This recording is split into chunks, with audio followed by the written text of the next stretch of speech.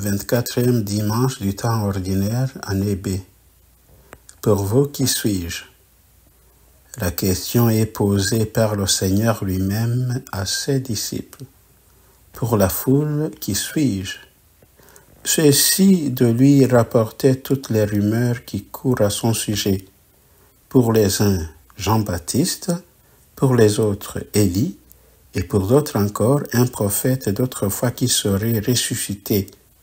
C'est dire que Jésus avait frappé l'imagination d'un peu tout le monde par ses paroles, ses gestes et ses réalisations tout à fait spéciales. Jésus ne fait aucun commentaire sur ces bruits qui courent, mais il retourne tout simplement la question à ses disciples en leur demandant « Et vous, que dites-vous? Pour vous, qui suis-je » Nous connaissons la réponse de Pierre. Nous pouvons imaginer que tous les autres disciples ont été unanimes à acquiescer à cette révélation qui leur vient par l'intermédiaire de celui qui sera leur chef. Nous savons aussi que tout n'a pas été réglé d'un coup parce que Pierre a fait cette trouvaille. Nous savons ce qui est advenu à ce chef si fier et si enthousiaste. Ce n'est pas parce qu'il a dit « Tu es le Christ, le Fils du Dieu vivant » qu'il est devenu lui-même infaillible. Au contraire, il est resté faible et fragile et il est allé même jusqu'à renier celui qu'il avait révélé. La question nous est posée à nous aussi. Avec le même enthousiasme, nous répondons après Pierre, « Tu es le Christ, le Fils du Dieu vivant ». Nous savons que ça ne règle pas tous nos problèmes. Jésus le sait lui aussi. Ça ne règle pas tous les problèmes, même les siens.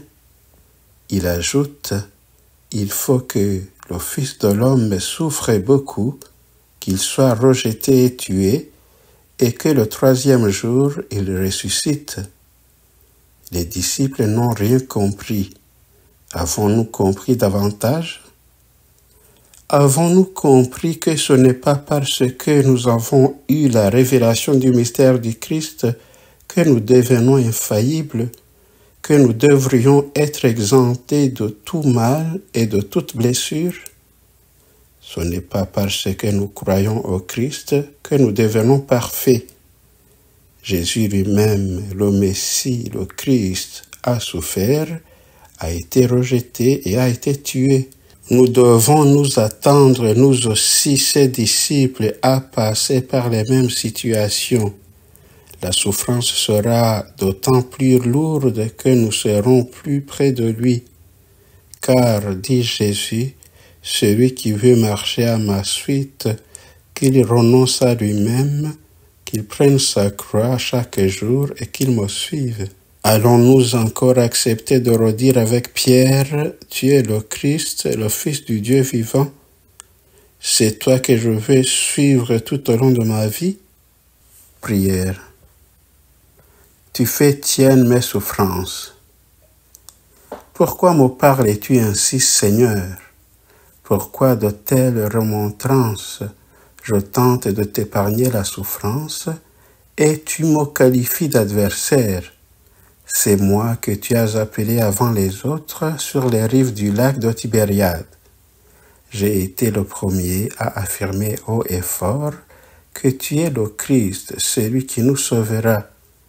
Mais tu dis des sottises, tes paroles sont insensées. Comment le Messie pourrait-il être rejeté, bafoué, humilié, supplicié et tué? Et cette histoire de résurrection, Jésus, tu vas trop loin. Ah, comme j'étais sot de parler ainsi, comme j'ai été lent à comprendre. Au matin de Pâques, j'ai tout saisi lorsque relevé tu es venu en moi. Tu peux me sauver, Seigneur, comme tu l'entends, du haut, de loin, par le moyen que tu désires. Mais tu choisis de le faire en étant à mes côtés et en marchant sur mes chemins. C'est ainsi que tu fais tiennes mes souffrances, tu les portes et les sublimes. À moi maintenant de porter ma croix et de relever ceux et celles qui en ont tant besoin. Prière composée par Francis Daou.